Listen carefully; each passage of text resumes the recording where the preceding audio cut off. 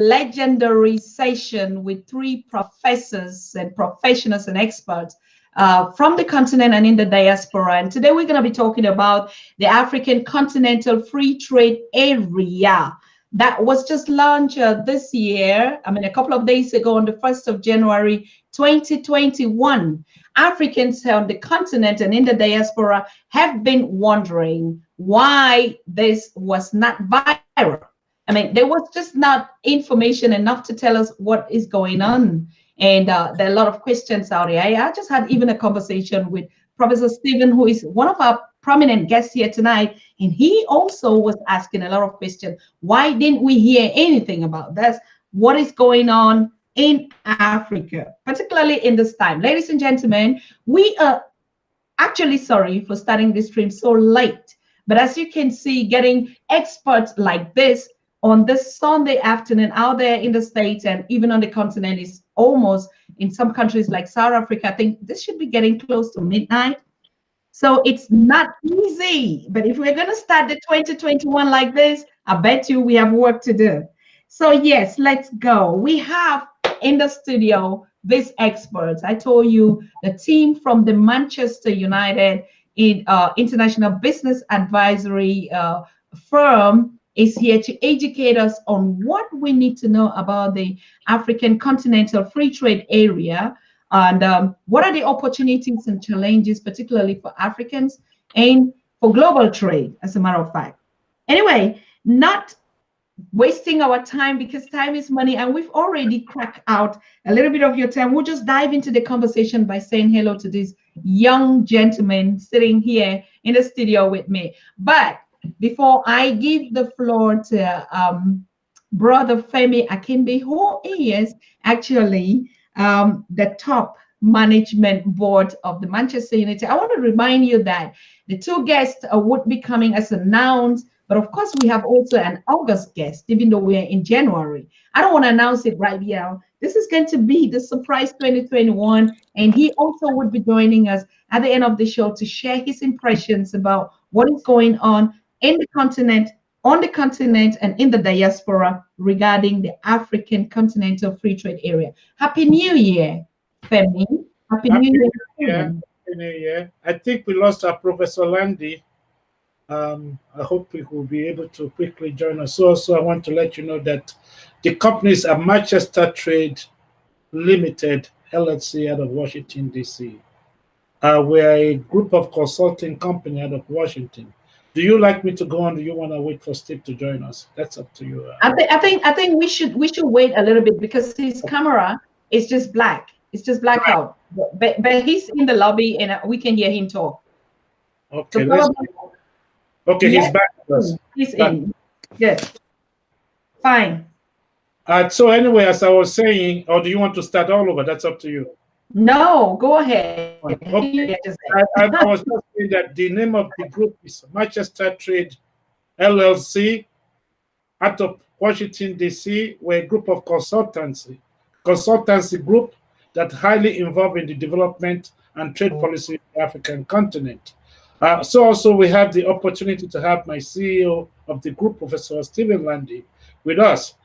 Before I actually speak, I also want to thank your hidden guests that hopefully will join us. Until then I'll greet you.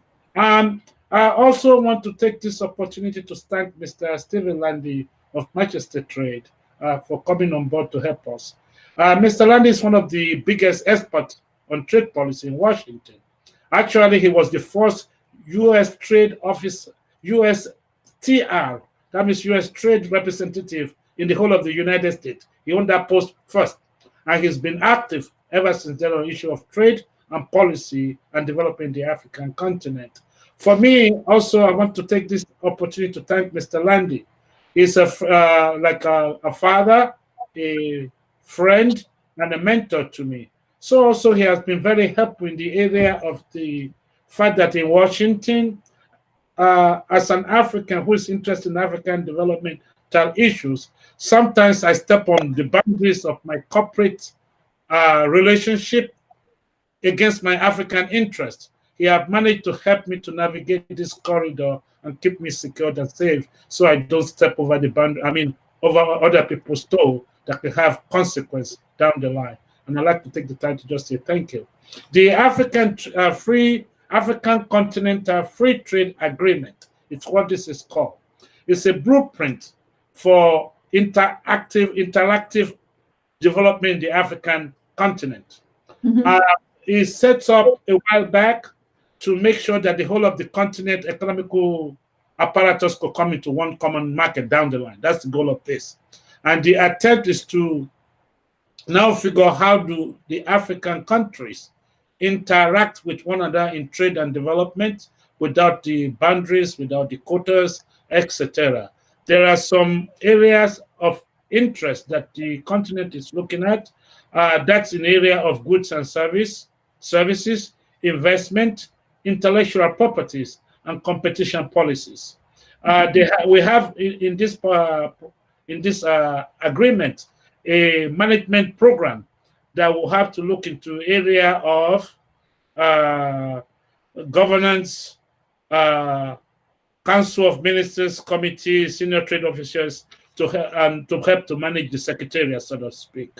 So also there are some level of engagement that is needed to help to make it productive. That's in the area of productive capacity, trade-related infrastructure, trade finance, trade information, and to factor also market integration and to look for a common end as a common market for the African continent. We could talk more about the issues of tariff trade, product crossing, border tariff, etc. Mr. Lande will be able to give us more details on some of these issues as we go along.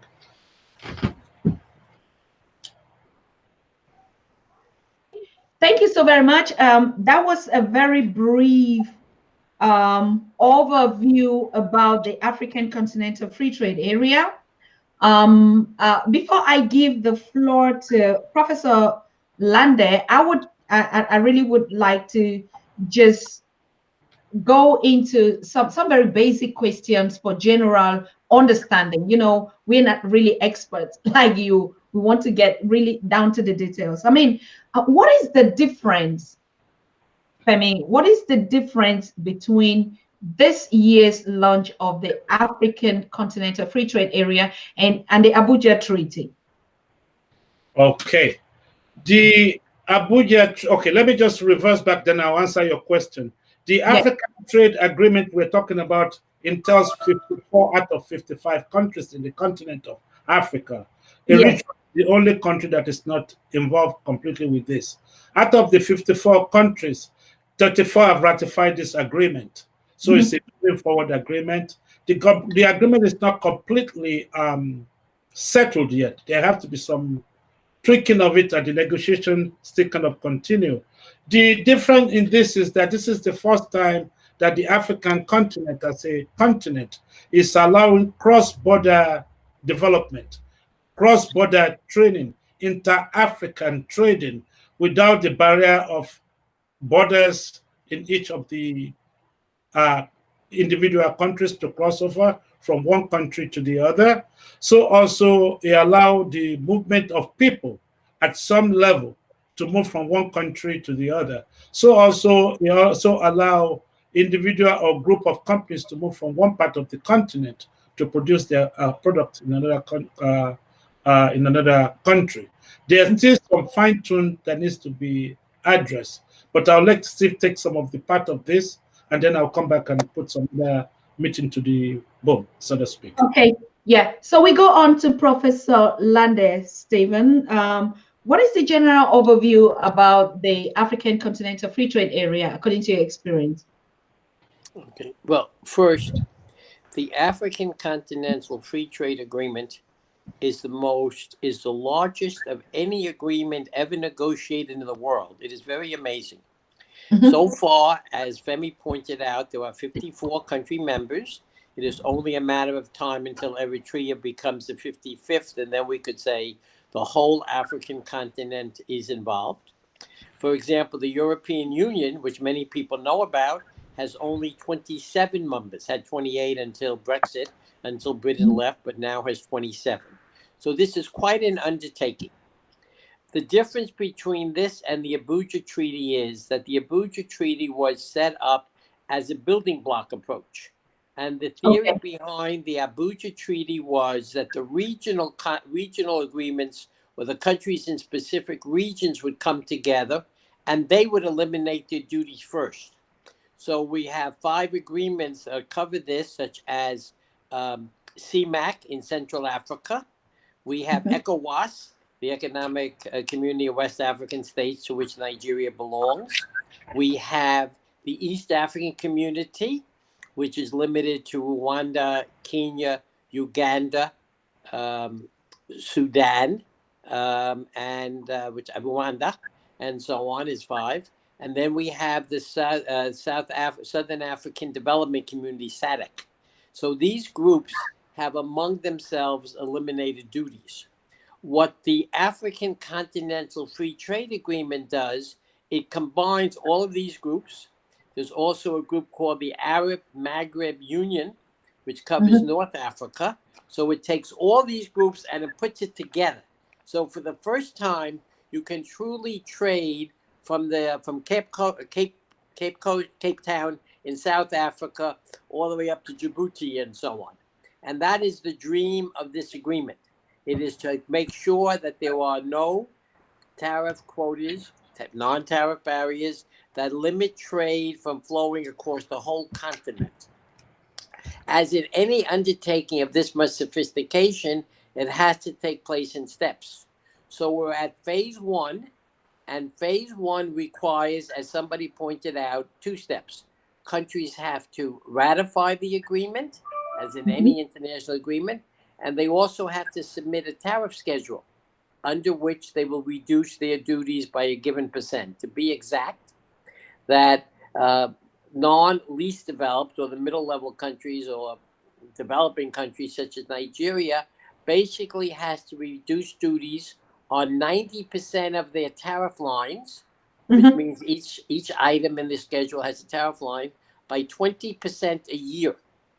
And then there were other formulas after that. And what you do when you launch the agreement, you begin trade, you implement the first stage. You don't go yet into some of those other issues that Femi has mentioned, which will come very soon later, such as competition policy, such as intellectual property rights, e-commerce. They're going to come in the next phase. But the first step, and what we were looking for to take place on January 1st, was the announcement that we're going to launch trade, meaning that every country that has both ratified and submitted a tariff schedule will agree to trade with another country, and the basic agreement is to the first phase of a tariff reduction. So the simple answer to the question is that if you're in the business, if you're a business person, you can now look at your tariff schedule, whatever you were paying before when you would export again, if you were Nigeria to South Africa, the duties are 90% or 20% reduced. Still, if you're trading with countries within ECOWAS, that hasn't changed. And more often than not, it's a zero duty or it's being phased down. So that is the first step. That is what you mean by the launch. Okay. I mean, it sounds like, I don't know where it's gonna lead us to. What do you see that could happen in this first step of the official launch? What would happen? What is going on now? Unfortunately, we are getting interference, so I did not hear what was just said. I apologize. I hope it doesn't continue the interference. No, it doesn't. It doesn't. I was just asking, what do we anticipate could happen in this first stage? We're expecting to get the tariff of 90% of goods, allowing free access to commodities, goods, and services. What could happen? That could be a challenge in this first stage. Well, let me again explain something, and then I'll answer your question directly. That after all the ratifications are finished and all the tariff offers are in place, you will then have in stage 1, first year, you will have a 20% reduction on 90% of the items. If you're a least developed country, a poor country, you will be reducing your duties by 10% a year. But let's just focus a second on the countries like Nigeria. So in 5 years, they will have zero duties in place. They will also have made progress in non-tariff measures, just as somebody has a special rule on the labeling where they say you have to express it in liters or in ounces, whatever the requirements are, package size, a lot of technical details, but hopefully they will be addressed as well. What happens now is that the market takes over. And then the question is for the entrepreneurs to kind of say, okay, I now have just gotten, and let's say an average duty is 20%, I'm making that up. But if the average duty is 20%, I've just got an opportunity now over 5 years, but I have to plan. I mean, I'm not just going to start shipping. So I know that in 5 years from now, I'm going to have zero duty. So that gives me a 20% advantage because that's what my third country competitors pay and so on. That gives me a 20%. If the normal duty, what they call the MFN duty is 10%, then I have a 10% advantage.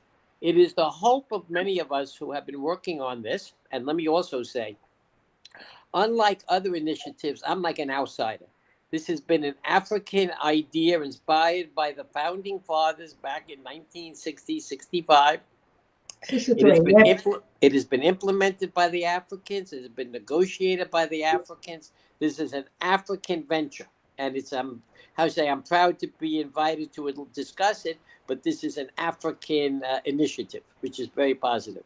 And the hope is that when these duties are in place and people begin to understand the price advantage you get from the tariff reduction, trade will take place. Let me give one more sentence because I hate unit monologues and so on. We all know that it simply isn't price or that determines trade. You obviously have to have development of infrastructure. You have to have development of products that are competitive to be able to be shipped. You have to have a certain rule of law so you know that if a product is going to be shipped there, you're going to get paid for it and so on. Many people argue and say, you can't do everything you can't do anything until everything is perfect. I say that is not correct. That you always begin with tariffs first because that is controlled by the government. They can't suddenly say I'm going to have 20 roads. They can't suddenly say such and such is going to live up to his commitment. They can say I'm reducing duties, no problem. So you begin with your tariff reductions. And my own view is that knowing the creativity, the trading ability of Africans, when they see what this duty is going to be, they're going to trade. It will be good when we have everything else included, the 6 lane of highways, and we've already have a system where if somebody has a non-tariff, facing a non-tariff barrier, they make a telephone call and it's cleared up. But that's not how it's going to begin. But it's going to begin less efficiently. But the fact that it is beginning on a continental-wide basis is, to my mind, unbelievable. And for that, I'm very pleased. Thank you very much. Of course, we are so pleased and looking forward, but Africans are still not just understanding why did it take this so long? I mean, the Organization of the African Unity was launched in 1963, and the main objective and the vision of this organization was to promote cooperation between its member states, between the member state. And then we had 1980, the Lagos Plan of Action. And then we had the 1991, the Abuja Treaty, which looks apparently almost the same to it was promoting. You already made it clear, we understood. 2018, we had the Kigali Summit or the Kigali Declaration. I mean, what would you say could have taken this so long for this agreement to actually or to be officially launched in 2021? What were the challenges that you had? Let me blame not the U.S. because we were not a colonial power, but let me blame the Europeans with all due respect. Because back in the 1880s, in the they sat around and they divided Africa up. And they sliced it up a little bit. They said, this is going to go to Portugal. This is going to go to England. This is going to go to France. And they took Africa. They started slicing it up. Then as we got closer to independence, doing more with the divide and conquer theory, which is very much a common theory, they then went and said, okay, we're now going to set up countries. And then they would take tribes, maybe. They may be in 2 areas. They would say, no, we're setting up Togo. And if there happen to be some people of the same tribe living in Benin, well, we're sorry, they're divided up and so on. So what you ended up with independence wasn't with one continent, wasn't with 4 basic subdivisions, but with 53 countries, or 54. But I think Eritrea became independent afterwards. So you were divided up. So you started off saying, I want unity, but at the same time, you were given, or you set up 54, 55 different entities. Now, to put these entities together are not easy. And if you recall, at the beginning, there were a lot more discussions about borders. Where do you draw the border? You know, where does this place go? Where does this place go? And so on. There was a lot of questions about the type of governance you were going to have. So this all takes time. I know people, and particularly Africans, want everything to be done yesterday, and certainly it's a desire. But in order to put these agreements together, they take a long time. Now, the Continental Free Trade Agreement is the opposite. That moved very quickly because you really didn't begin negotiating this agreement until 2016. You've done a very good job regionally in Africa because really within ECOWAS now, there is now a common duty. Anything that comes into the continent now, into ECOWAS, meaning the West African states, which is the regional bloc that was built in the Abuja Treaty, now pays the same duty, and it can go across borders without paying duties. Maybe there are some headaches, some problems with trucking and so on, but that's in place. But to take these agreements and put them into one agreement took time.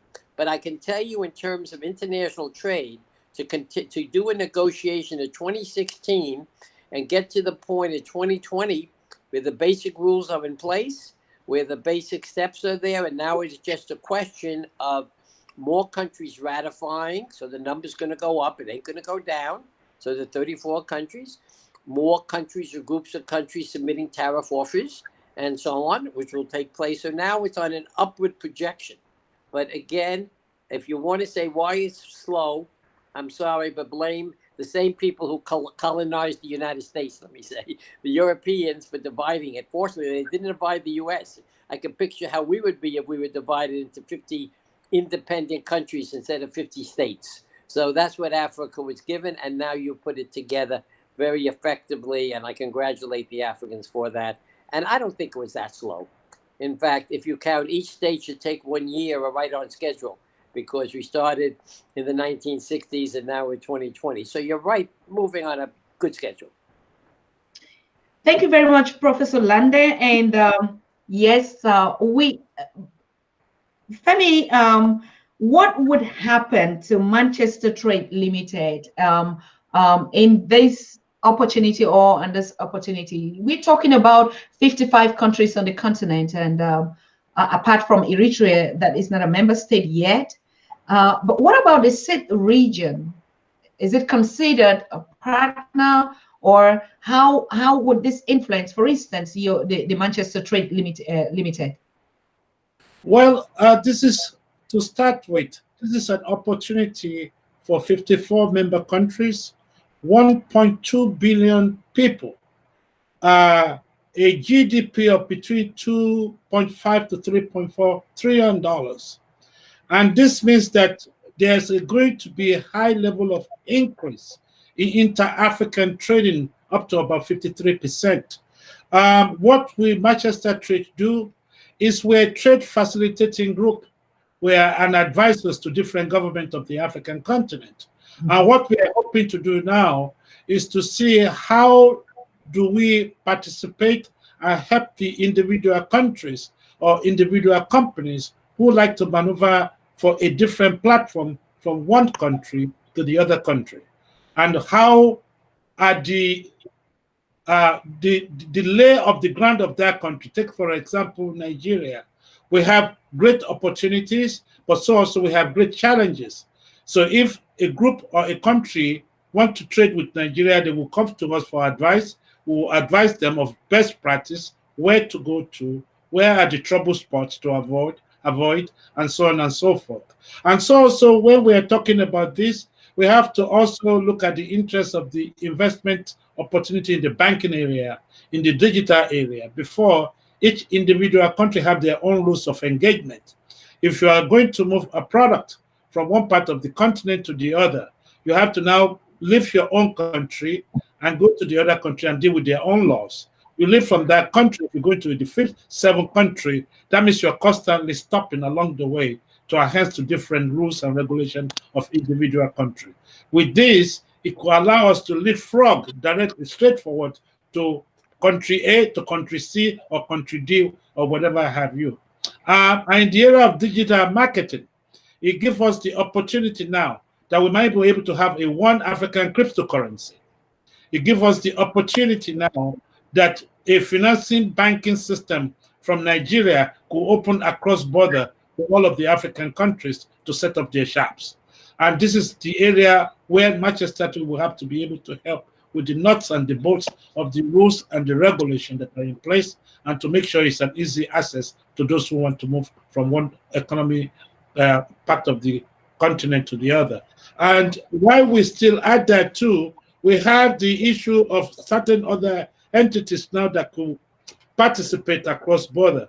The economic and the monetary of the Central African people, for example, we have the West African Economic and Monetary Union that now could participate across board. We have the International Conference on the Great Lake region. Now that all of this group now could actually does not have to adhere to 54 different rules and regulations. Now it will just be one.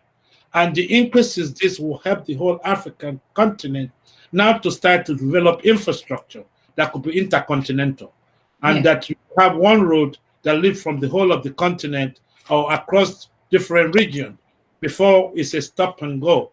And the amount of documentation needed in the past now could be synchronized, because now you don't have to fill every country border as you cross past it. So those are the advantages that we are looking at, and how do we enhance and help those governments and countries and the individual companies and private sector or even non-profits who would like to go across border.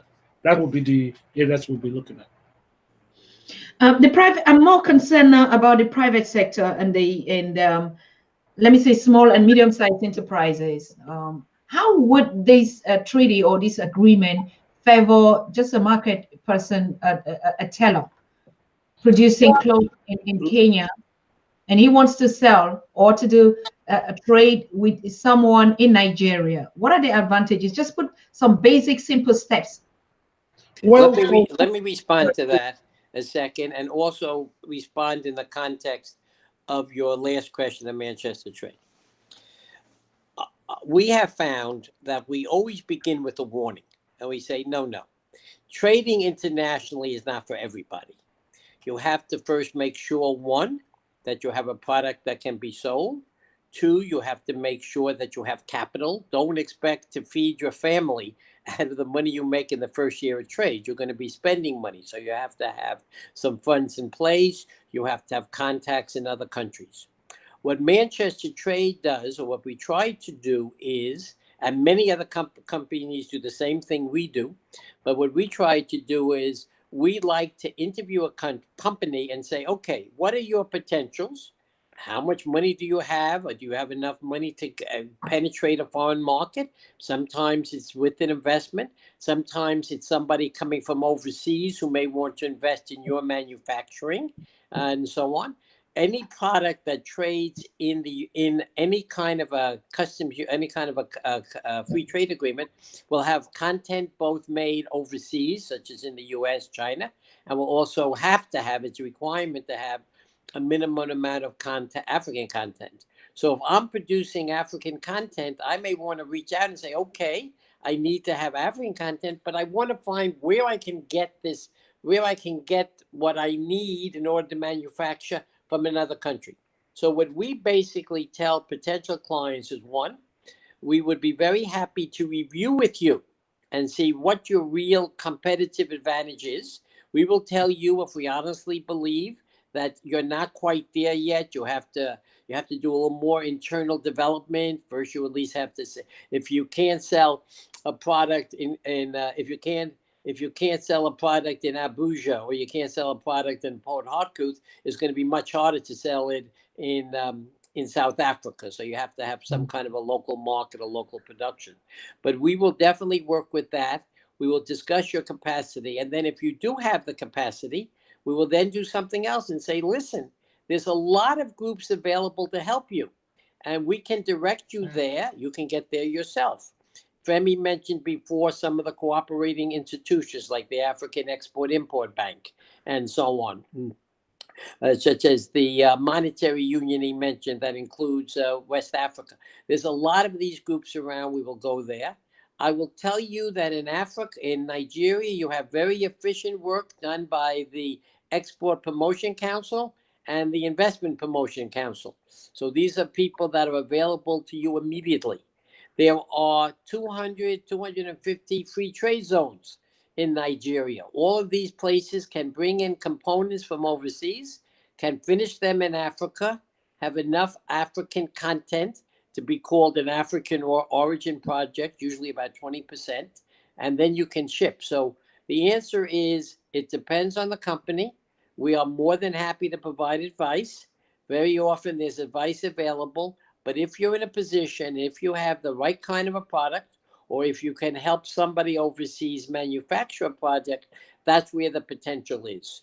And for that reason, a program like this, which is so early on, and I congratulate the sponsors of the program for being right there at the beginning, literally, and so on, to be spreading the message. But don't wake up tomorrow and think I'm just going to ship a product, but wake up tomorrow and say, I'm going to spend 20 hours a week on this project. I'm going to get so much money together from my partners, my friends, my relatives. I'm going to find the following strategic partners. And if you do that, there's no reason why you could not ship. In the same way as people in the United States today ship products from New York, they might ship them right next door to Albany, New York, or Syracuse, New York, but they also can ship the products to California, or they can ship the products to Florida.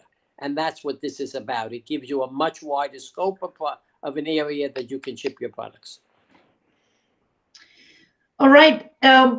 And the second question I asked was, how is it going to be profitable for just a small scale business owner or trader on the continent?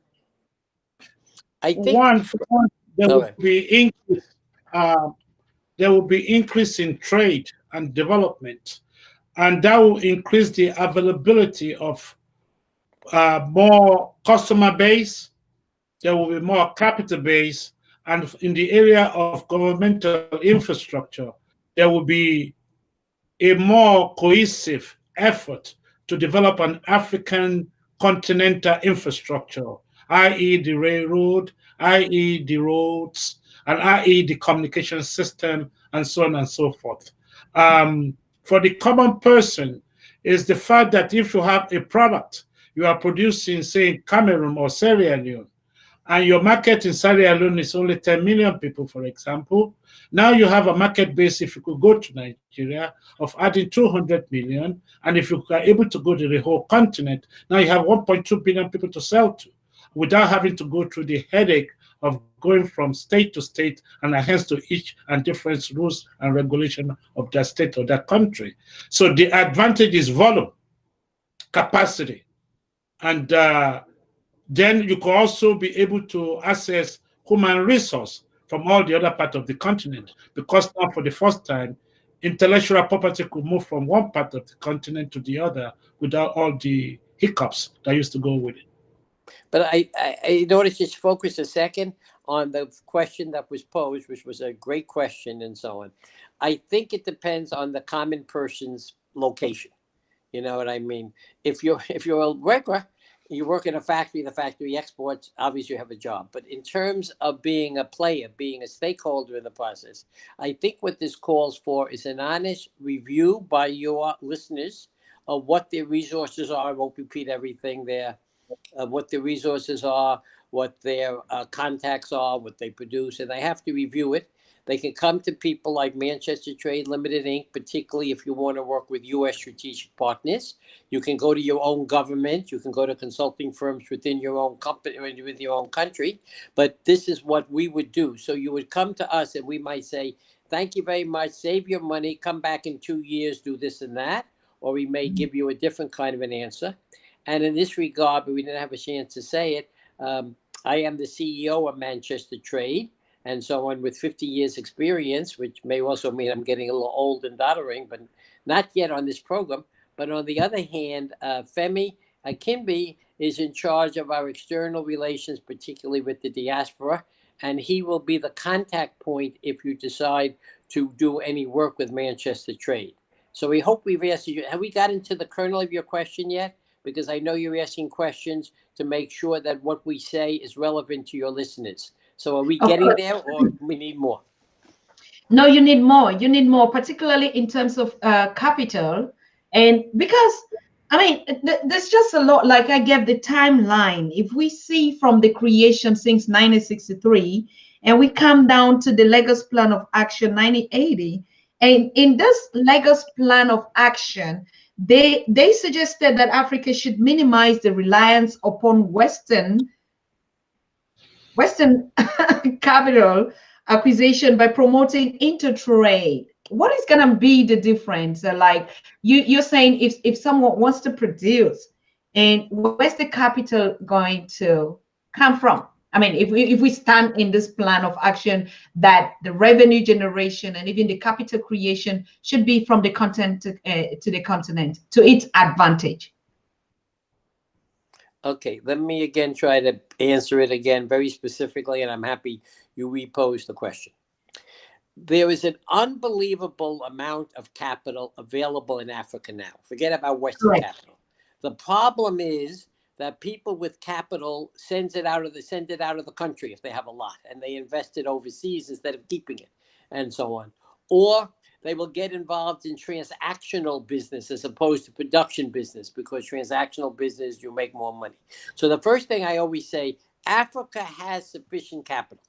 And the question which you are asking, and is absolutely correct, is the individual has capital. I mean, but they may decide to spend it on an expensive car. I don't want to judge anybody's values and so on, you know.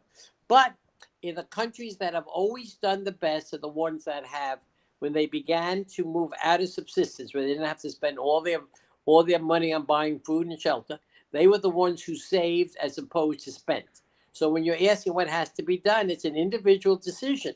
Once he begins to make money, once he begins to move into the middle class, which is occurring more and more, once that, I mean, with some kinds of setbacks like COVID, which is nobody's fault and so on, but is there and so on. But once he begins, he has to make that individual decision of how he wants to work. Once he makes that decision, there are many facilities available in each of the governments, African Union level, but particularly in the Nigerian government, to help get there and so on, etc. So that's there. The beauty, and I want to emphasize this again, forget about talking about 1960, because there was a lot of damage to bring together a continent where the people who were in charge of it ruled it by divide and rule. So that took years to clean up, and we've done that, thank God. It's been taken care of. I mean, not 100%, but it's much more with the African Union and so on. Now, where you are sitting, there is a very specific timeline, and it's 5 years. When it actually begins in each country is still maybe a question open, but that is now in place. There's a very specific timeline to deal with these other issues that Femi Akinbi had mentioned and so on. And they want to have that agreed on next year. Whether they do it next year or another year, I don't know, but it will be done. And it will only improve because people don't leave this. I mean, the fact that Britain left the community after 40 years with a great damage sent a very good rule to people. Don't try it, because today in Britain, the majority of people want to stay in their agreement, even though 5 years ago, before they knew what they were voting for, a very small majority wanted to leave. So Britain even's reconsidering. But the key issue, not to go off topic, is the fact that you now have a model. But the person who wants to invest has a responsibility. No one's going to spoon feed them. All this stuff is on the website. You have to go there. But most of it is just normal business sense. Do I have a product I can export? That's the question. And let me stop there. Is that getting closer? We're getting closer, yes, but that there would be some issues that we could talk about on another program. concerning that. You mentioned a lot of facts that, has been that setback from Africa from 1884 and the European invasion of Africa and all that. Anyway, that's going to be a topic for another, but we're getting closer to the fact. I don't know if Femi is out. I don't know why. I wanted to ask, but now before he joins us, what is your experience, Professor Lande, working with the North American Free Trade Area? I mean, that's a huge block out there. And what is it that you think should be avoided? What were the mistakes out there? What were the challenges? And which sector, particularly, do you think that will be growing more apart from just goods and services? What about agriculture? Yeah. Okay. Again, you have two separate questions. Mm-hmm. I would be very hesitant to compare the situation in North America with the situation in Africa. It's a fair question, but the difference there is that you have two very developed countries, the United States and Canada, working with a lesser developed country named Mexico. Whereas in Africa, most countries are in the same general areas of development. Maybe South Africa is a little bit ahead, but they're on the edge in terms of geographical borders. So it's different. But there are similarities too. The similarities, which is important, is that in Canada and the US and Mexico, there was a big emphasis on small and medium-sized industries, how they could take advantage of it. The government set up auxiliary things. In the United States, we have the Small Business Administration, for example. We have Export-Import Bank that has a special window for people, for small business to take advantage of export credits and so on. So a lot depends on those things that are offered and so on and so on. But what is important, as far as I can tell you, is that you don't change the regulations, that once they're in place, next year it doesn't suddenly find, oh, we put the duty back on. You have to have the stability in place and so on. So there were some changes in the North American Free Trade Agreement that did lead to disruption. We shouldn't have those changes in Africa, because you need 55 countries to change something. So that's kind of an advantage. And it can't be, the U.S. can't suddenly begin. There's nobody like the U.S. who could suddenly begin demanding a change. They have to come together. So I don't think there will be many changes and so on. But I think the real lesson is don't tell me your problems, because they exist for everybody. Tell me the opportunity. And the opportunity is the price. As I tell my friends, you can go from any place in Africa to another place in Africa, usually by road. It may not be the best road, but you can go there. And at the moment, imports that are coming in from China or from Europe or from the US seem to know what these roads are, and they can go in a port and they can end up inland. The same thing can happen in Africa, except you put African products and you figure out, how you deal with it and so on. It may not be easiest thing to drive from Lagos to Yaoundé or Douala in the Cameroons, but it's done every day. So my feeling is, say, what is the current road? What are my disadvantages? How much more will it take? And eventually, I guarantee you, if you begin shipping, you'll have a much better road. So that's kind of my answer is, but you have to try, and the individual has to be the person who takes the lead. And Africa, Nigeria has more creativity than any country I know in the world. The problem until now has been, in economic terms, is you've devoted it too much on transactions. The deal, the trade, and so on. Now you have to focus on manufacturing, on creation of services, etc. But I'm sure Nigerians can do it. Just look at how well they're doing in the United States, etc., in terms of how well they do. And I'm sure the same is true in Germany and in other European places and so on. Absolutely. You are on point. It's been a wonderful, incredible opportunity to have you here, Professor Lande, from the Manchester Trade Limited, the CEO of the company on which Femi Akinbi is the executive, or what did you say he was? He's a director for outreach, particularly with the Diaspora group and so on. But he's in charge of the new content. Well, he's really in charge of us. When you come and deal with Manchester Trade, he will be the first face you will meet. And he's African enough to understand the challenges much better than some of us are. So he's going to be your contact point. Absolute. I wanted you to articulate that for our viewers that are just joining us here. I don't know how why Femi is not here, but we're going to refresh and get him back to the stream so that we can continue the discussion from the point of what kind of advantages would the African Continental Free Trade Area offer its diaspora. I'm very curious about that. I mean, we know all the transaction that will be taking place on the continent and the challenges.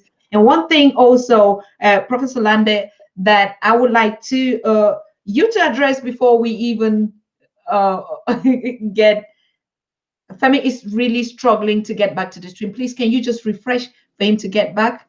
1 second, please, audience. 1 second.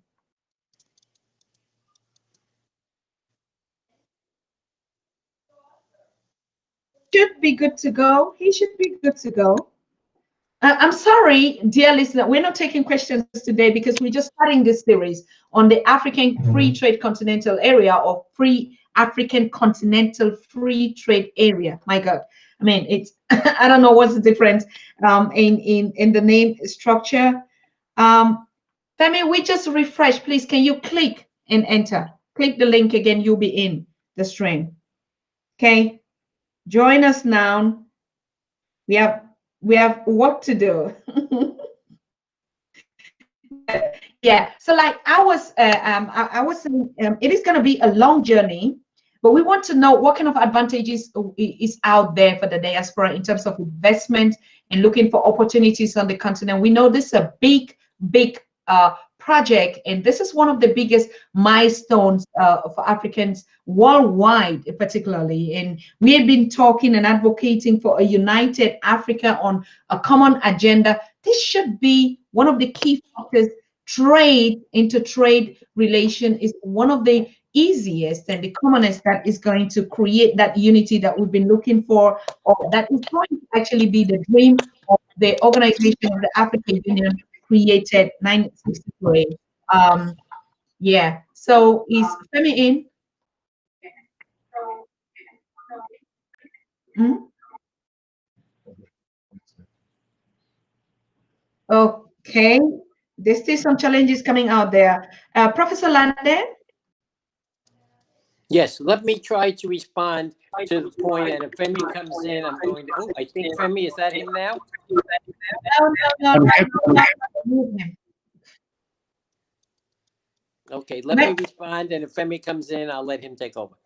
Yes. There has been already an example of trade, which is very interesting, which has been the textiles that are produced in Nigeria that has gone over the batik that has gone over all of Africa and so on. And they're carried by small business, sometimes called mama traders, but they're carried by small business throughout all of West Africa and other parts of Africa. Wherever you go, you will see this unbelievably gorgeous fabric that comes here.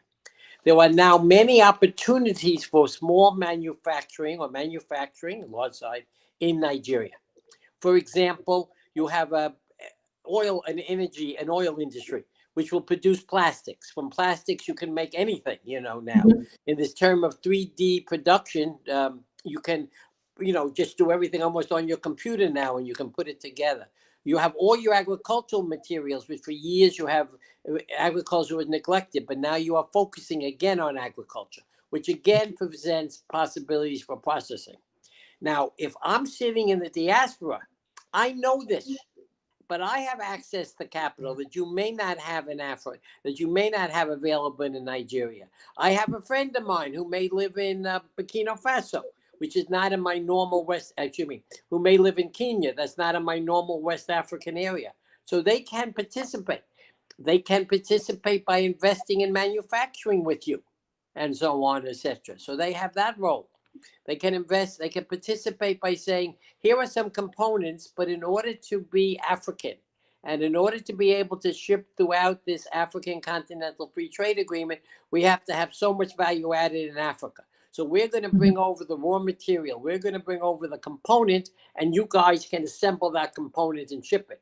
Or once you begin shipping in Africa a product that you made in Africa, you'll have enough economy of scale that you can ship it back outside of Africa. And who's going to ship it outside of Africa? The diaspora people. So there are many, many combinations that can be done. What makes Africa strong, not only is your young population, which is a real strength, living in an aging population country, but also the fact that when people leave Africa, they keep their contacts with Africans. I don't know one African who does not tell me about his relations back in Africa and what are happening and so on, etc. It's not the kind of immigration that took place in other times where a whole village would leave or the whole family would leave. So with this connection with the diaspora and with the opportunities offered by general African growth, I got to be clear, not only AfCFTA, but the added inducement of the tariff-free entry outside of the region, I think there's a great opportunity for cooperation between diaspora and their contacts in Africa. Correct. That's one of the biggest sector that we are also looking forward. That this agreement is going to open a lot of opportunities for the diaspora and for all the diaspora that are watching us today. This is one of the biggest milestones that we should not ignore. We should not ignore. We know that, okay, issues like regulations and paperwork, like we say, intellectual property, but I think all these are all part of the agreement, and we will be touching point after point, you know, in terms of price, in terms of even visa-free zone, because a lot of people are like, is it just an intertrade? What about the visas? And we know that Kigali 2018 declaration actually also focused on the protocol of the visa-free zone in this concept. We don't know how much or how far this is going to be a value added. Do you see any constraints in this process? What about these processes? Have they taken that into consideration in this agreement? Yeah, there are separate agreements. They are not necessarily the same, but they go in a different pack. I know they are working on an African Union passport, which certainly will make people good. I know even now within ECOWAS, there was all kinds of free movement. There's a big problem, and I have to be clear, between free movement, the right to establish, it means you can establish a business, and the right to work. There's a lot of problem with the right to work. And you see some of the problems between Ghana and Nigeria. South Africa, for example, they don't want to have people necessarily come in from other countries and take jobs. So you have 3 levels of integration: the right to travel, the right to establish a business, and the right to have a job and work. And these are all being addressed. And unfortunately, they're all complicated issues. And the more you scratch, the more complicated they become. But I think the response there is, yes, you got to develop airlines as services between countries. There's all kinds of challenges there that you have to do. But it also is being addressed on a separate track. But it is being addressed. And I think I can honestly say that travel within Africa now is easier than I remember when I first started coming to Africa 20 years ago. If I wanted to go from Ghana to Lagos, from Accra to Lagos, I would have to go to London. Or I'd have to go to Paris if it was a French country I was connecting to. That's pretty well now. You can find airlines operating within Africa that makes connections within Africa without flying out. So it's a progressive thing. It has to be done. Trade will come before people. I think visa-free is not that hard to get to. The real question is, what do you do when you get into a country? That becomes the second question. But the actual border control, I think you will see a lot of progress being made in those particular areas.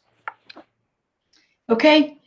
It's still not having Femi here is it's painful. It's painful. I don't know what you say. Yes, Femi. Yes. Let me, okay, now. Oh my God. Oh, we see you, Femi. God. We don't hear you.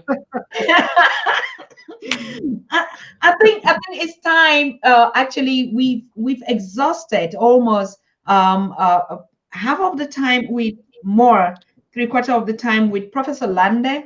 I don't know, because of the interaction.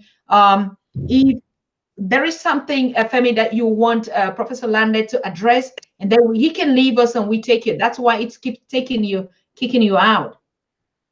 No, the question was what? I couldn't hear you properly, please. I didn't hear the question. The question was if you would want Professor Lande to address a point on the Manchester Trade Limited, because we would have to leave with him or separate with him to get you permanently on. If not, you'll be coming and going out. That's the problem. Oh, so no, I can't come in and on. I can't come on permanently because of the glitch.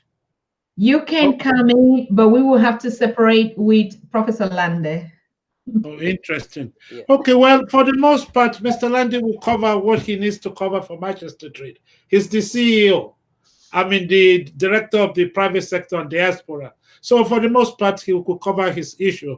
But on my end, the question I was going to quickly answer before the cutoff was that post-colonial era, the African continent was not able to, or that's what he was talking about, was not able to have our own capital formation by ourselves.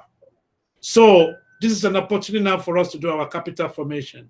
As for Steve, if you're ever able to get him back, I guess the question becomes, what are the instruments that are still available in the global institution that the African continent could use to do this free trade agreement? That would be the question we'll have for you. All right.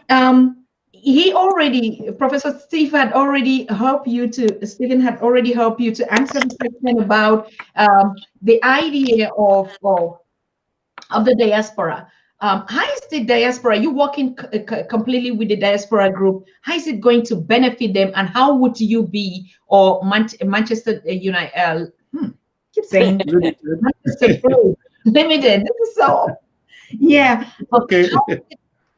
How from now, we already know that your office would be relocating somehow at the Secretariat in Accra, Ghana. Am I right? Well, the issue is that we have enough capital between the diaspora. How do we organize ourselves structurally? How do we put all the different group and entities under the same umbrella? Then fast forward, the biggest stronghold the colonial era had on the African continent is when we are trying to get finances of our big projects. The question now is, what are the new capital formation do this African global continental group could put together? What are the area of digital currency could we use?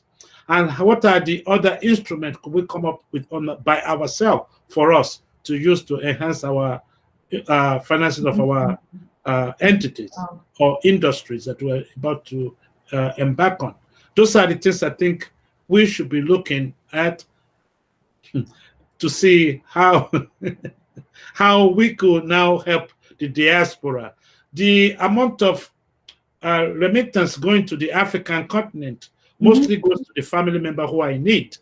We need to figure a way now to assemble a market or industrial or investment-based funding system, and that we could collectively use to invest in the continent. Individual may not have the some amount needed in size and scope, but we could add all those small pieces together to make it a one unit for a one industry. i.e., somebody have, just now say, please don't let me use that word, $100, and they want to partake in it. Could we put $100 together with a million people? Then become real money that we could say, okay, we're only going to put this in the fishing industry, and this is the area we're going to invest this capital. But then we still need infrastructure, soft infrastructure, to address, if I invest this capital, what are the pros and cons? Where is my money going? How do I show transparency in the government of the foreign country I come from that I'm investing my money? It's not what is called questionable money, for the lack of better, I didn't want to use the word that will insult some people. How do I now put this capital that I'm sending to Nigeria, when I'm getting return, how do I retrieve my money back as profit without the government thinking that this is an illegal transaction, or am I doing money laundering? Those are some of the soft infrastructure area we need to address. Secondly, if I send my money, how is my money guaranteed? Do we have insurance base to make sure that my investment a guarantee? In the US, for example, do I go to OPIC, Overseas Investment Corporation, that ensure investment out of the country? Would the OPIC cover it? What are the areas that the Free Continental Trade Agreement policy help to lobby the foreign entities who are willing to invest into this new formation? How do we lobby them to change some of the rules and regulations that were particular to individual country before? How do we now use this to work under this new umbrella of the Continental Free Trade Agreement? Those are some of the areas that we need to start now to look at and see how we can enhance those practices and make it fit what we are now trying to accomplish. It sounds like an idea, Femi, to be honest with you. It just sounds like an idea. Is there a structure that you say, yes, okay, I want to be a partner, and where can I contact? Well, we have in some area not yet well vetted for bridges that are built. We have one called the Motherland Beckons out of Nigeria. We have some other instruments in different places, but this is just new. This just happened a few days ago. So we need to now go back and see how do we check. We have to prove all of this entity to make sure that they're vetted for, that we check and make sure that the structure is solid enough to meet the needs of the investors so that they don't throw their money outside their continent or out of their country without making sure that the money is safe. What kind of management agreement are they going to put in place? If there's loss in the account, if we lose 10%, who take the 10%? If we make a 100% gain, who get the 100%? Are we investing in all the capital retroactively after? Are we pulling our capital out?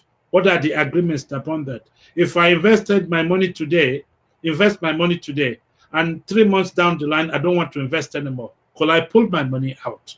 Those are the things that we need to still put structure into, and then make sure that they work for everybody, and then everybody could partake in them. All right, exactly. This was one of the reasons where I asked when Professor Lande was here. He's just been also out of the stream. It's crazy here. But I don't know if we have to refresh to get him in. What are the reasons that I was asking? The time frame. This is something that has been taking a lot of time, and you know why? The fact that all the steps that we're listing to say we would need this, and the Chinese are not listing this. This is a free continental trade area now. What would be another disadvantage for Africans when the Chinese are already significantly operating in this market? Well, I think the African continent is to restructure our rules of engagement, how we deal with foreign entity, i.e., we could allow foreign countries to invest in the continent, but our land should not be given to them freely. Our land should not be given them permanently. It should be a structural agreement that, okay, we are letting you list this land to develop industry in it, 50 years, 100 years, and they have to be that terms of agreement. And they have to be rules against embryonic industry. A small industry with $5,000 that is starting efficient farm or efficient market or industry could not compete with a large-sized ferry coming from China that could just fish the Atlantic. So those are the rules of engagement we have to do to make sure that we protect our entering or embryonic companies so that they can self-sustain and they can survive. And we need to give them some level of protection at the beginning until they can compete globally. As in the area of the other foreign countries or foreign partners coming, Africa have to be in a position to be able to determine what are we looking for to gain or get benefit from this group coming in, and what it is that they're benefiting out of this. Because the way it is as at this point, we have to figure a way to start to produce inside the continent via our own product, our own raw materials. We should not be allowing all our raw materials to be going outward and then bring back to be purchased by our head-on money. So also we have to address the issue that the currency we are using most of the currency in the African continent have no value system in them. The question becomes, how is it that we that sit on all the raw materials on earth, most of it, have the least valuable money?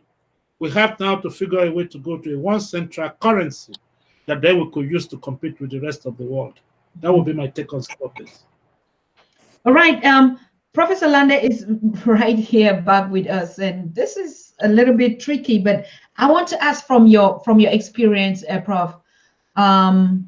What is the disadvantage for this agreement to foreign, like Africans, as opposed to Chinese, for instance, or Americans? What's the disadvantage in terms of capital, even policy? Yeah, there could be a short-term disadvantage in the fact that if you are currently shipping a product and an African supplier has a 20%, 30% price advantage, you may have to change your production to make sure to include African production in that total. But there is no question the overall benefit is to everybody. That trade is not a zero-sum game, meaning that if one side wins, somebody else loses. And the secret of Africa's success is a growing standard of living, is an increased purchasing power. And once they purchase, they will buy products that are made in Africa, hopefully more and more, but they also will purchase products that are made in other countries. One example, which Femi was just getting to, and I wanted to just repeat for a moment again, I'm sorry for all these disconnections, but blame that on perhaps sunspots that are taking place up there on the sun. But the point is that if you're sitting there, what does the U.S. have as advantage?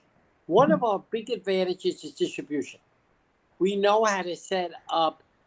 We know how to set up business chain stores that go across country, brand recognition, and so on.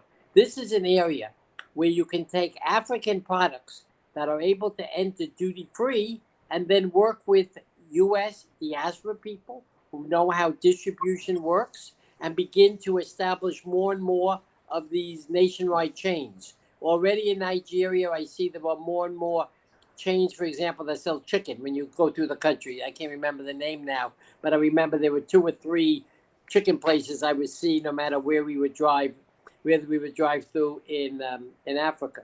So I think the answer is, and I know you're impatient, and I don't blame you, but when I was young, I was impatient. But this thing is finally moving. Forget about your 1960s or 1980s. In 4 years, you put in place a very sophisticated blueprint. You now have a schedule for starting the duties to be reduced. And it's your job as business people. It is your job as business people, now meaning your listeners, to say, what are the opportunities? Not, you can't make the perfect the enemy of the good. So it's not perfect, but you still, and if you would put the same, and I'm talking maybe too frankly, but I'm from New York, so that's one of our problems. If you would put the same energy into manufacturing, into agricultural production, as you put into transactional now and various arrangements, you will take advantage of the AfCFTA. I'm sorry for being so direct, but once you're a New Yorker, it's in the blood, so I apologize for that. But so with Lagos. Lagos, you're very direct too. Stephen, thank you. The other issue regarding that is this. We, the Africans, now must take responsibility for our own development and our own growth. One, we cannot expect other people to bring their head-on money from a foreign country to invest in the African continent. When we are not investing in our own continent, some of the well-to-do Africans, regardless of where they're getting their money from, are moving their money from the African continent to invest in foreign countries. And then we expect other foreign countries to come and invest their capital with us. If we are not showing enough trust and belief in our own continent, why should other people believe in us? So one, we must be ready to invest our own money in our own country. Secondly, we have to get rid of our short-term interest of trying to make quick profit in transactional business. Transactional business does not really produce anything for us. We have to now realize we have to go to light industrial setup and start to learn to manufacture something that we need internally first, and then whatever is left is to be exported out. So also we have to now change the game of just asking for finished product from foreign countries. We have to now have an African origin-based product. If we cannot all be African origin-based, then we should be asking for partnership to bring what we do not produce in the African continent in as a diaspora. I.e., if I want to produce an electric car today, there may not be any African country that is producing the electric motor for it. But I can produce the frame and the plastic in the continent, most of the batteries content, the raw material for the battery comes mostly from Congo. We should then start to invest ourselves into the battery technology. So also the solar technology should be something the African continent and the people in it should start to invest in it, because we have abundant sun all the time in the continent. We should be the first continent that actually harness that energy for our own use. So also there is a technology out of Zimbabwe that is using electromagnetic frequency to manufacture a source of energy.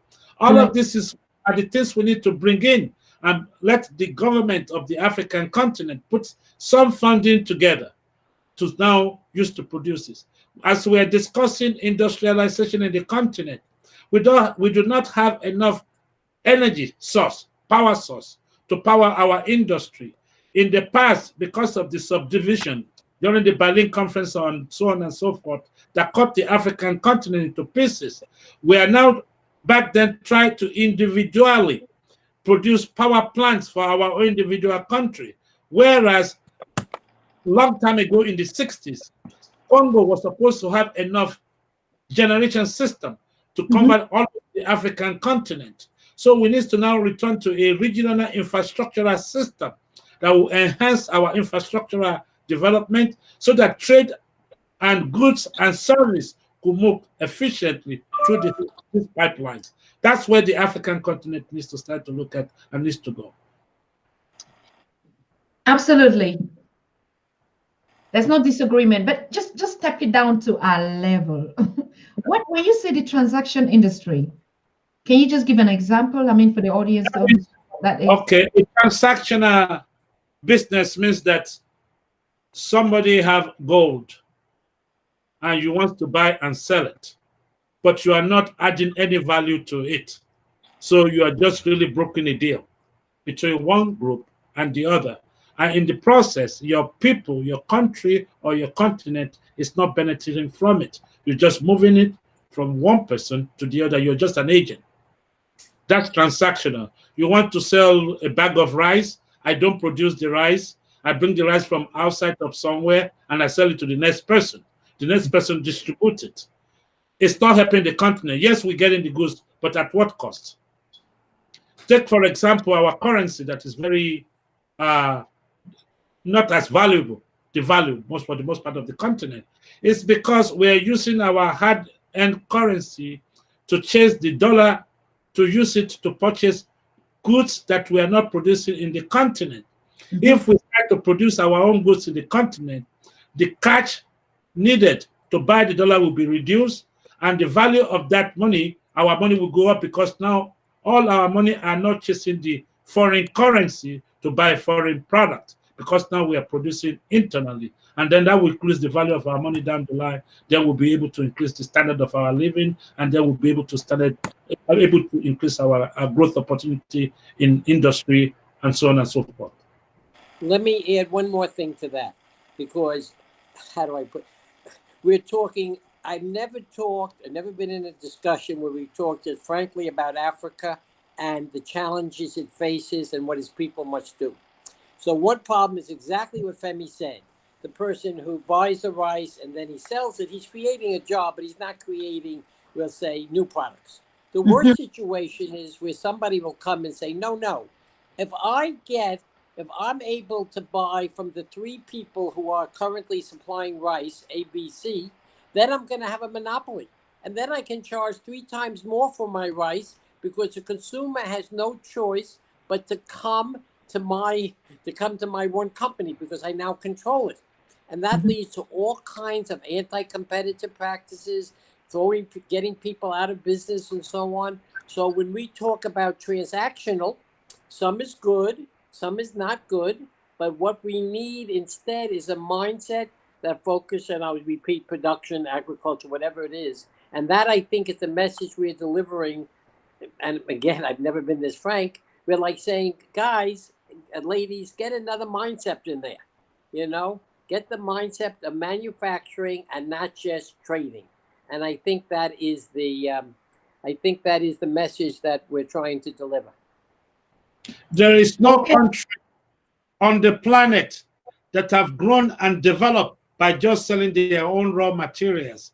Country develop when they start to manufacture what they need within their own border first, and then sell the excess outside.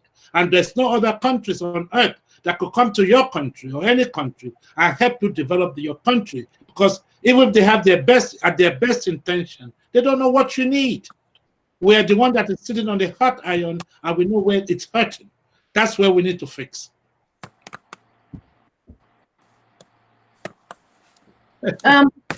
We're still going to be talking about this in a short while, and yes, we cannot digest the Africa Continental Free Trade Area in just one segment. It's going to be a start point. We're just starting today, like I said, and because this is the biggest, like Professor Lande and Akinbi, you're saying, this is the biggest thing that has happened in Africa. If we would focus, if we would not be distracted, if we would not or even rely on others and always, carry up our hands and wait for whoever would, if we would really just roll up our sleeves and believe in this and get the investment going out there, catch the opportunity right now from the start, we could make a lot of difference. Now, I have one question generally for all of you. What about the customs? Because, this is intertrade, and we're talking about what about the customs? Steve, go first. I'll come after. Okay, well, this is designed, when you say customs, you mean Customs Bureau or custom practices? Custom duties of custom duty. Oh, well, this is what this is focusing on. It is saying that we now have an ambitious agreement that, repeat, over 5 years will eliminate duties on coming into Nigeria on 90% of the products. At the end of 10 years, 97% of the products will have their duties eliminated. So we are taking that picture out of it. If we can also get agreements on non-tariff measures, meaning the same sanitary, phytosanitary requirements that I said, the same labeling requirements and so on a product, that you cannot say, here's another barrier that we're just putting on, but we don't want a product. If we can get rid of that, we have solved one key element of development. We haven't solved competition policy. We haven't solved infrastructure. We solved this one problem. Other things are taking place. And this is where it's important. I think we mentioned China for 1 second. China makes a positive contribution to Africa in infrastructure development. I say that as an American because they have capital, they bring it in. Sometimes their roads are not up to 100% quality.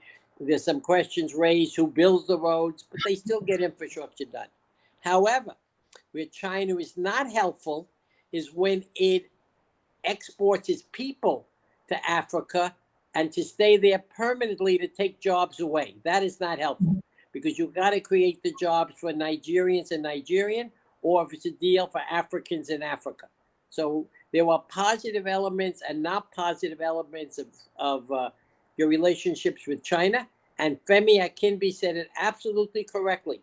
You must work together as a group, meaning of the African countries, to negotiate with China and say, we like this and what you're doing, and we don't care if the U.S. doesn't like it, we like it, but we don't like that.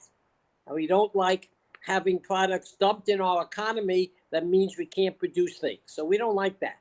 And you have to work with them in order to make sure that their bad Their bad aspects are reduced and the good aspects are increased.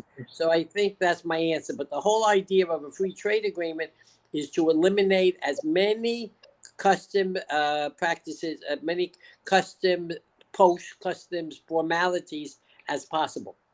Okay. And let me stop there. Now, on my end here, take for example most of the African countries. Anytime you are trying to import any items, you have to do with the custom to bring the item, whatever it is you are importing or selling, from one country to the other. It becomes a very cumbersome, time-consuming, it just exacerbates your interest in the sense that you're stuck with applications, documents after documents. One, all the African free trade agreement documents should be digitized, should be a digital system where you should be able to do all of these things online and streamline the paperwork. That will get rid of corruption. That will get rid of all the unneeded roadblocks. So that now, if you are importing or exporting anything, your custom documentation could be way ahead of you. It could be ratified way ahead of time so that it will smoothline the process of custom. Take, for example, in Nigeria right now, if you ship an item in, the cost, because of the overrun and the backlog of the custom practices in the country, it's not allowing the goods when they get to the country to move out of the port quickly. What that means to other ships or other countries coming in with goods and their items have to wait for the point of entrance of their port unable to unload their goods. Now, that will run to cost overrun for the company who is bringing in. That means the shipping company have to make sure that we pay more for shipping because they know that when they get to our dock, their ship is going to stay stagnant for X amount of time. Those are the issues we need to figure a way to streamline, and then so that we could quickly move forward. Correct. Good. Dear guest or dear gentlemen, I mean, it's been a wonderful pleasure. I would like to thank you so much for having this conversation with us. Like I announced earlier, we have also an August guest that is an associate also of Femi in your company. I would like to bring him in, but I would first of all want to thank Professor Lande. Professor Lande, what is the closing? Just close and tell us what is it that we need to put down now and get done tomorrow. In just a very short statement. I will be short, and you have asked the right questions already, so you'll be able to make them shorter. And the fact Femi will stay in the conversation will make it even shorter. To my mind, what the answer to your listeners or your viewers are, they must take a step back and say, what do we know as far as what we produce? We can make contacts. What are our own resources? Design them first, then find out more details about the Continental Free Trade Agreement, but also about your overall competitiveness. At some point in time, we'd be happy to provide our own coordinates so your people can contact us. For the moment, I think they'll just contact them through you, which would be fine, and then you can contact us. But again, I want to emphasize that there's many people that do what we do. So if you come to us, we'd be very happy. But if you come to somebody else, that certainly isn't a problem. And you should also use your own resources in your own governments, which is now set up very nicely, and even on the African Union level. So other than that, I compliment you for the questions, and I hope very much that our answers were understood. And let me make one last comment. Yeah. Until last year, I would have been very honored to have been compared with Manchester United. But now that Manchester United appears to be falling out of the first division, I will insist that we be called Manchester Trade Limited, Inc., because we are in the first division and we're going upward. So that's my only quick comment and so on I would make on Manchester United. But thank you very much for inviting me to participate. Thank you very much, Professor Lande. I'm really sorry for that. I'm sorry for always trying to put the Manchester trade limited link into a United. Of course, it's getting out and we are on board now. So thank you once more for being here. We're still going to stay in contact and to get you also on one-on-one, particularly in this area of expertise that you have been hosting for more than 50 years, sitting on that kind of knowledge and skills and information and education is really, really appreciated. We thank you so very much. And of course, we're going to collaborate, or for listeners that are willing to get more information and advice and education on what the Manchester Trade Limited link is doing, please contact us, like he said, and we'll get you across. Thank you so very much, Professor Lande. Good evening to you again, and stay safe out there. Thank you very much. And my quick last comment is, I have been in business for 50 years. I've been married for 54, one more year, 53, 54 years I've been married. And I will tell you that there is no better recommendation than staying married to one person, so you don't end up with alimony and wrong addresses. So anybody who wants to follow my example, they can follow it in business, but take my advice, follow it in marriage. That's my final bit of advice to give you. Thank you so very, very much. Oh, no, Professor Lande. No, we would have to. I would like to have you here again on this topic of marry only one. And so, congratulations. Mr. Lande is also an adjunct professor of School of International Business, I think for 42 years at Georgetown University in Washington. So you are taking academic experience and practical life consulting business experience in one. That's what you have in Professor Lande. To answer your question of what is the takeaway, the first thing I think I will tell to my fellow Africans is that one, don't look outward, look inward first. What are your strategic competitive advantage? What are the raw materials sitting in your backyard where you are born and raised, unused? How do you convert this to an end product that Africans can consume and the rest of the global body could consume? Take, for example, I'm from Nigeria, where I come from. We produce a lot of cocoa, and it's saturated. We export the cocoa beans out to Swaziland, to the European country. What happened to the people on the ground who does not have employment?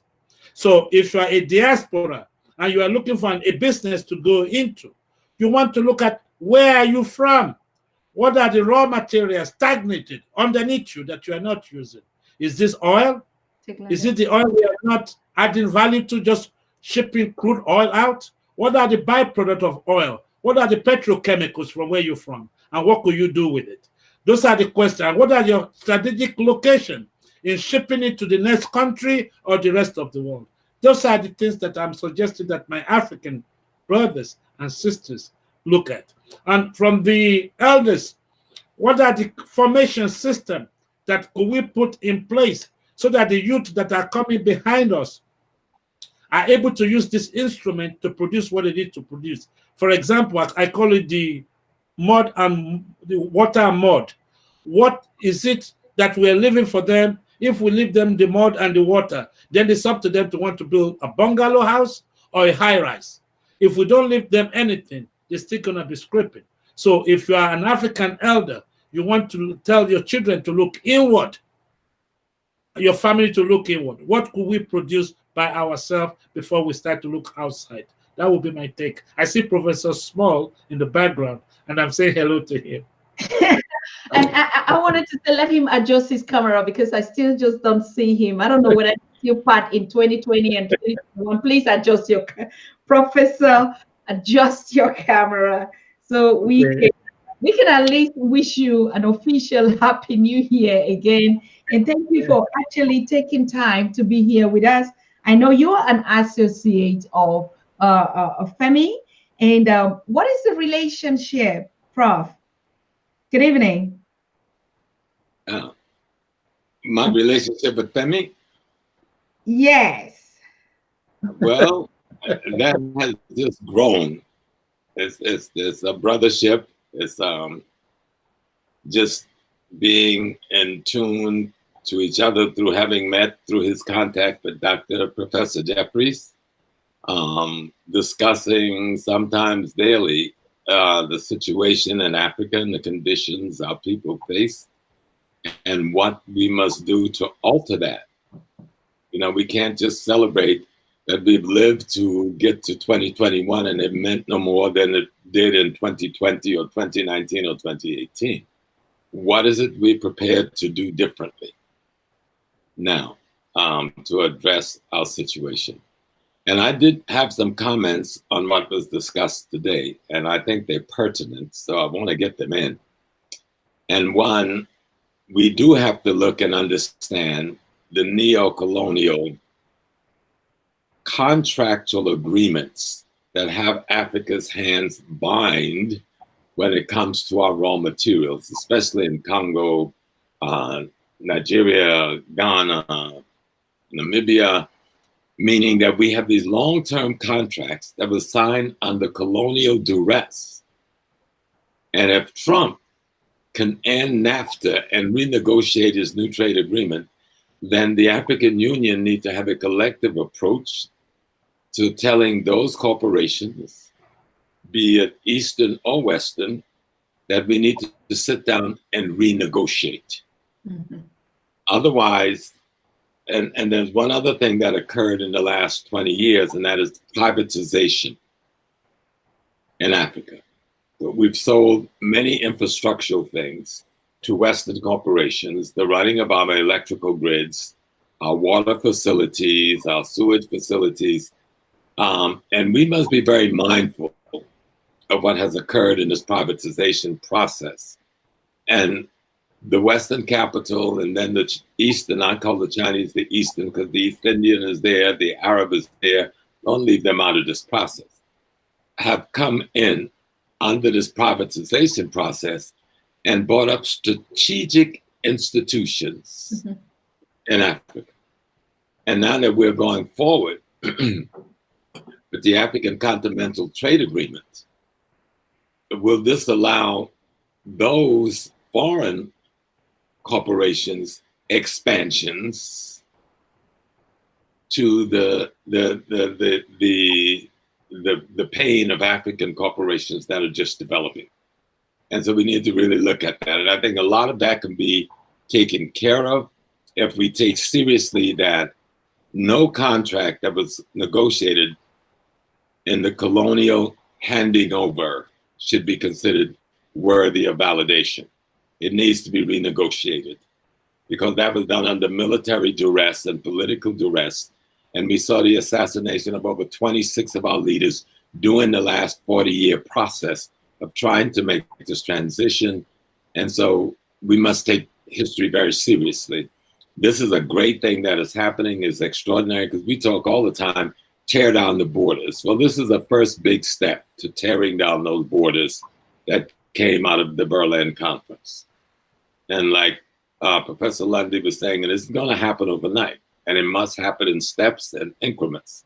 But we must be conscious of the steps and increments, and we must also look for the obstacles that are already placed in our path, whether intentional or unintentional, and begin to dismantle those obstacles. Congo would be a classic case to look at.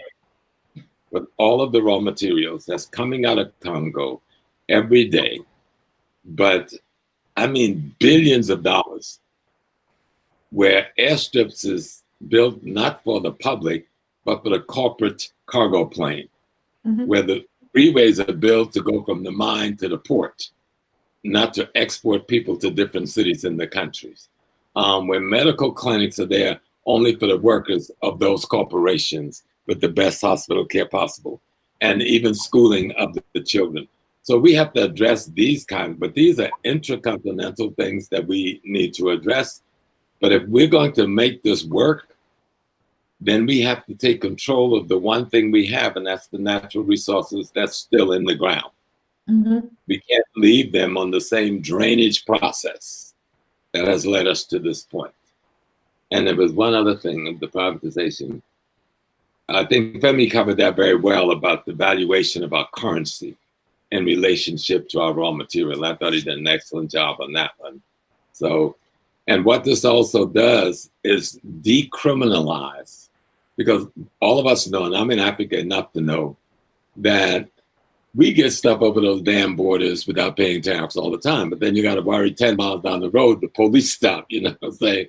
And your goods get taken away because you didn't stop at the border or you came through the back road. So this would decriminalize the small merchants who have to bring products in from Togo into Ghana or Cote d'Ivoire into Ghana or vice versa. And they're subject to all kinds of restrictions that makes it almost impossible to make a decent profit, even though you are doing the work every day and you're doing the trade every day. By decriminalizing these people's ability to move products across the border, it's going to allow what you were talking about, Tata, the small business, to really get a step up and trying to, you know, really produce more products that they can get more income. So that was just my little take. Femi, I thought you and Dr. Lande did an extraordinary job. Nobody else is talking about this topic yet, so I'm glad Susan was up on it. I thought she would be busy celebrating the new year, but she's still into business. So very well done.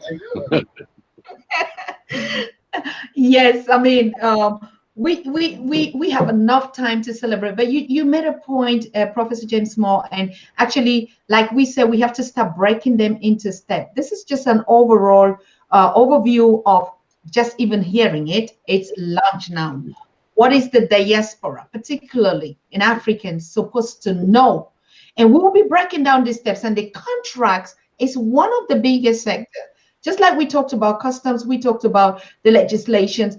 Leadership is going to be one.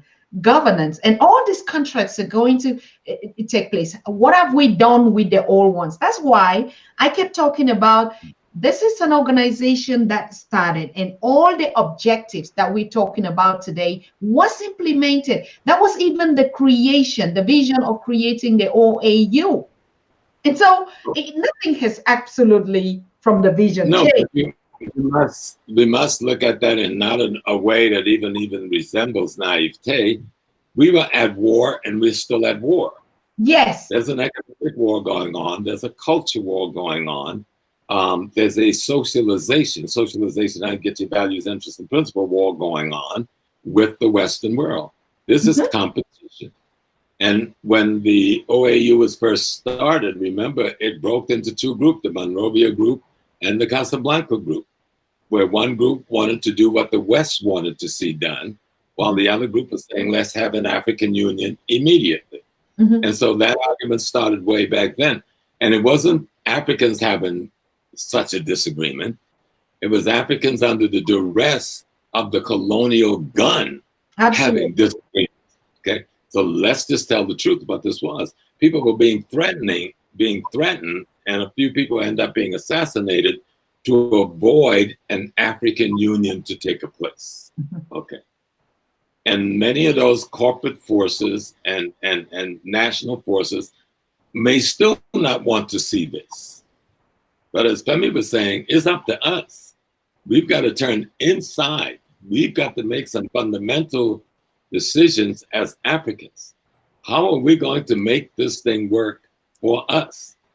I know one of the things him and I was talking about the other day was, are we training the technology or creating the technocrats in our nations to run the industry that we are talking about developing, so that we don't have to import technocrats from India or China or America or Britain or someplace, as we see happen in Angola right now, where they have to import the same Portuguese colonialists that they just drove out a generation ago to now come back and run the country technocratically.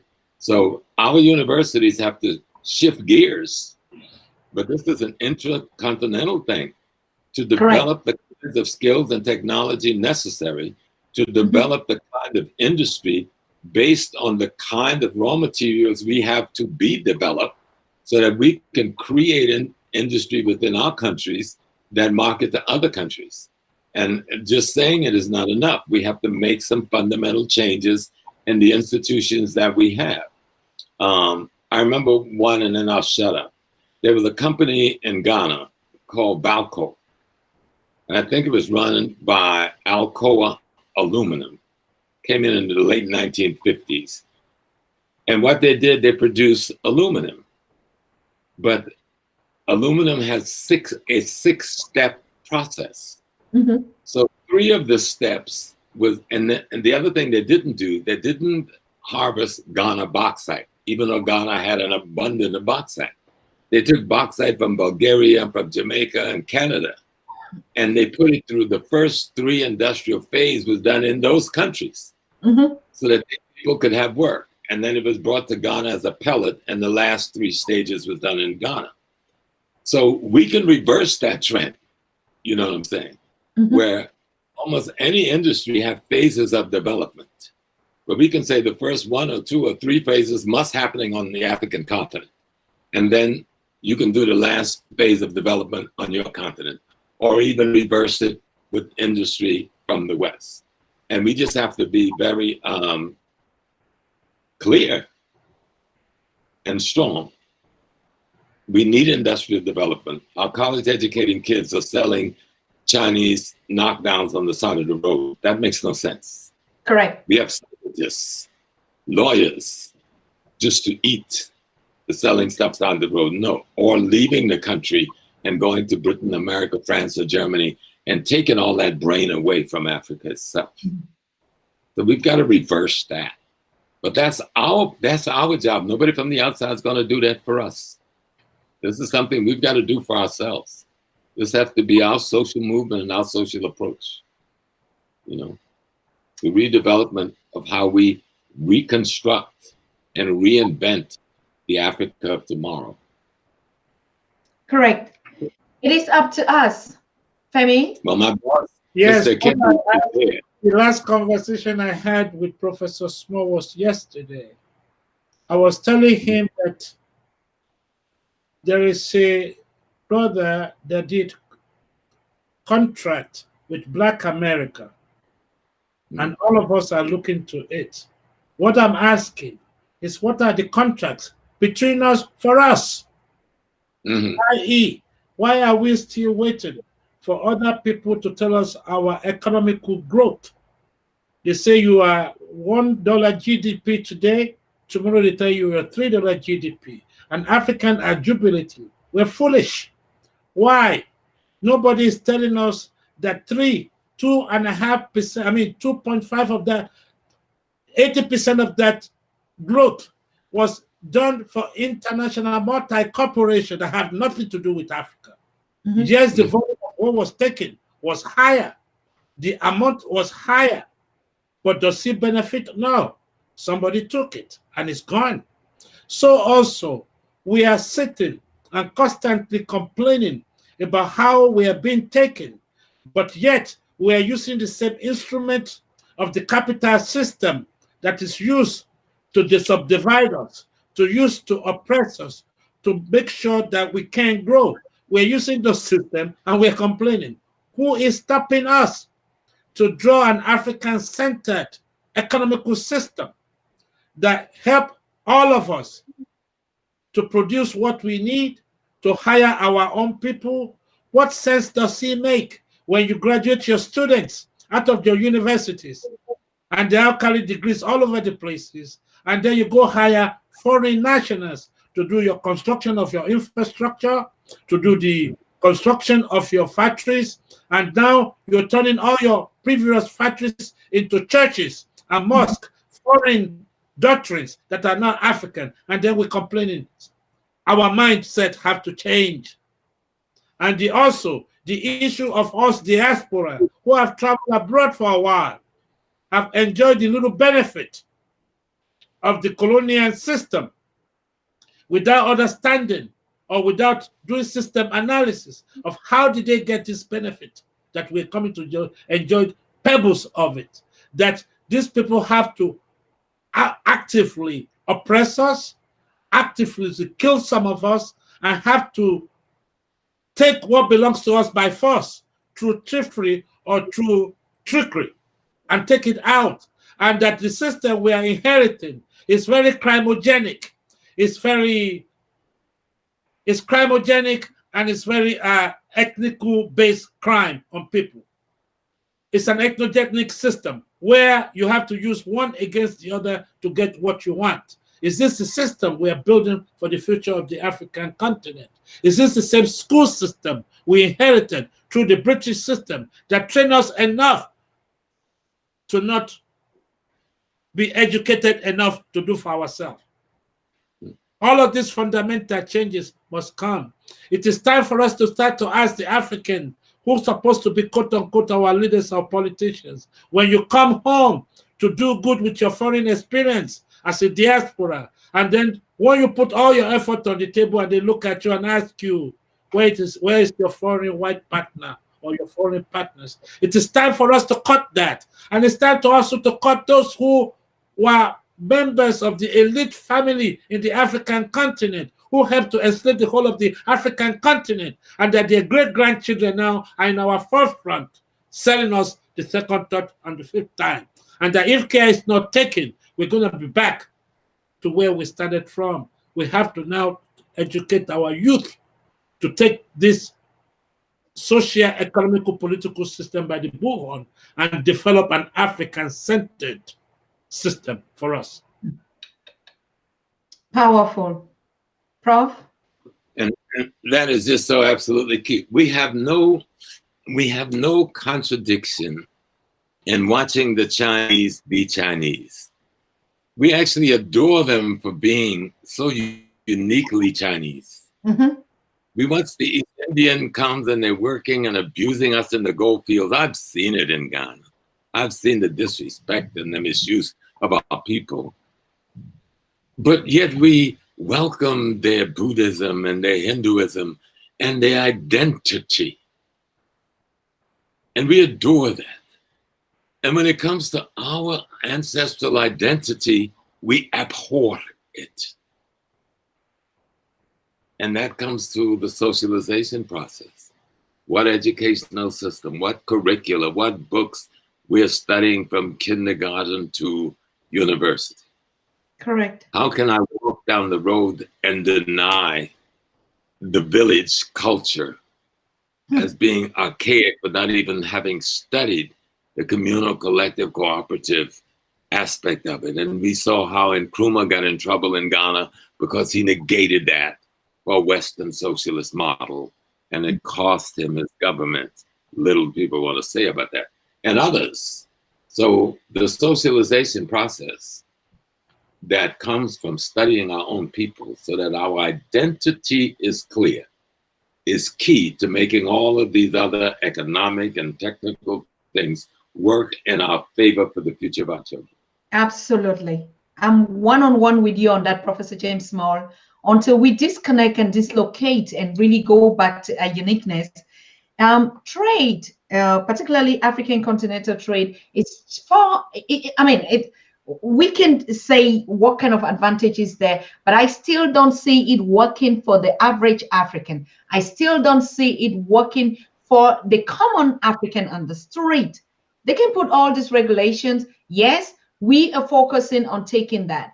And that's why I would like our next topic that will be coming up this week to be, what is it that we would take to dislocate these systems? Going back to our village setup and our kingdoms to build our uniqueness and to get our science of spirituality that we've been knowing here, or we've been talking here in the past years. That is the fundamentals that we need if we want a free and liberated Africa that works for Africans, that is not just about tearing down the borders, that is just one, or building railroads, but how is that going to benefit the market woman in Mokolo and the others? That should be the fundamental question we're starting from. So I want to thank you so very much on this.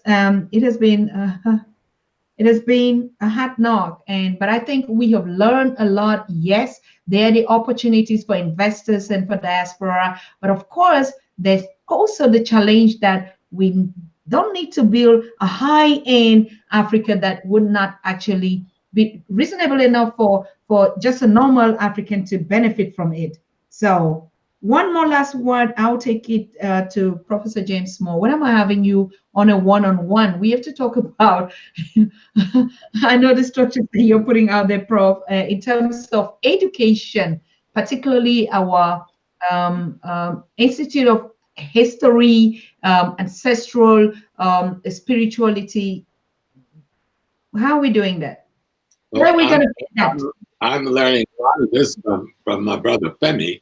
Don't underestimate Femi, but understanding spirituality and culture.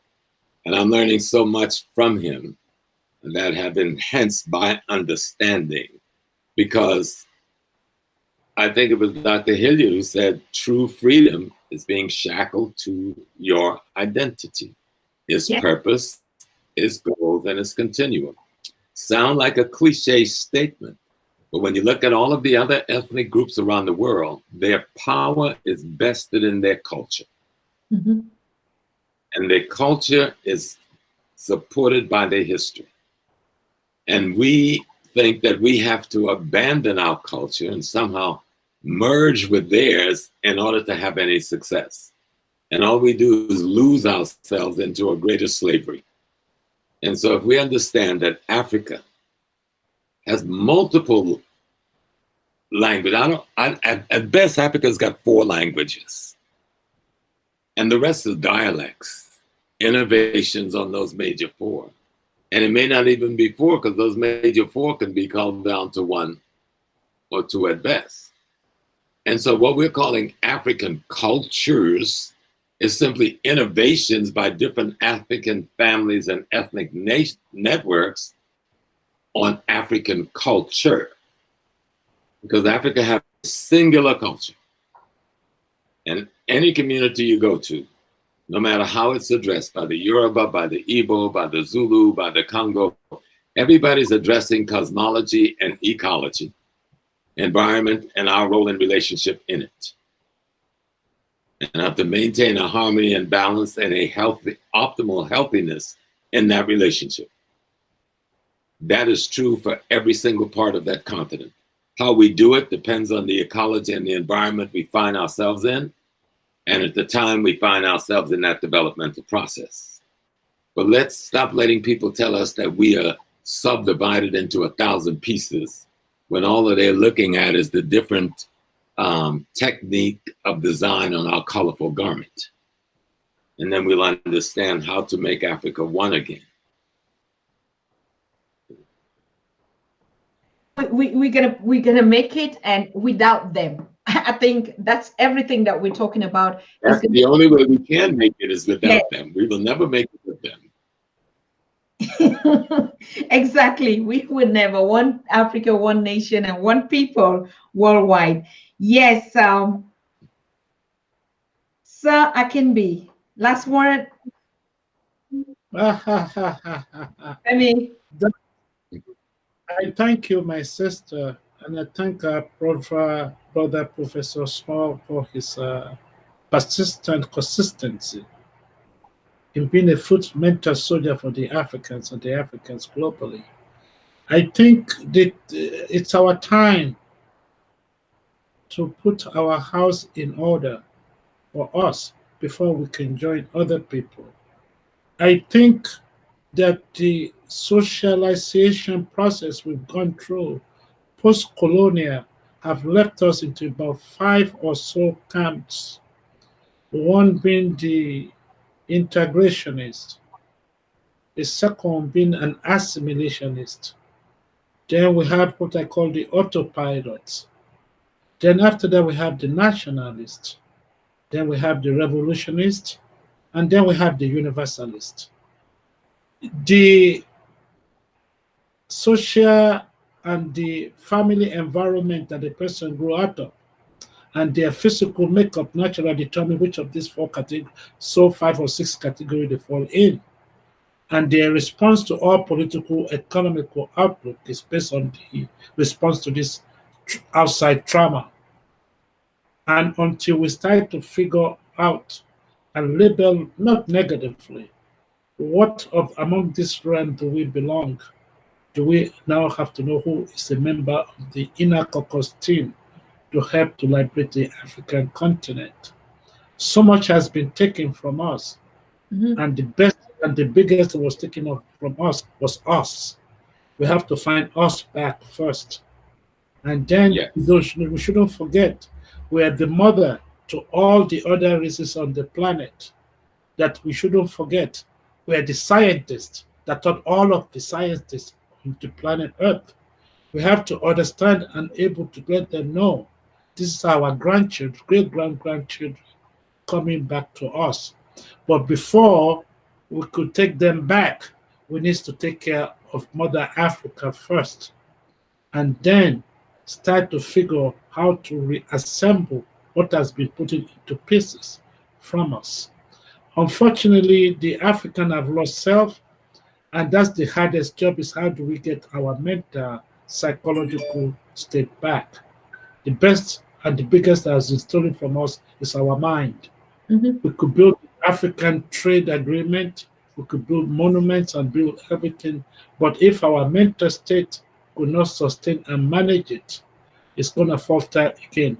So the key should be to go back to an educational system that retrain the African mind to our own personal need, and then start to assemble from there.